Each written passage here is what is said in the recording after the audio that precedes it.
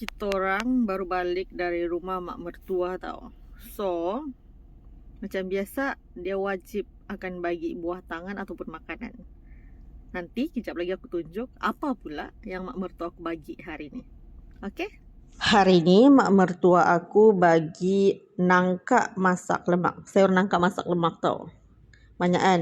Okay, lepas tu dia bagi ayam masak, aku rasa macam ayam masak sambal tau. Tapi dia macam ayam, nasi tomato punya ayam. Serius sedap. And dia bagi juga sup sayur. Masya Allah banyaknya. Terima kasih mak. Selamat makan. So hari ni tak payah kita masak. Malam ni tak payah masak. Kita makan je apa yang mak mertua kita bagi. Terima kasih mak. Oh lupa.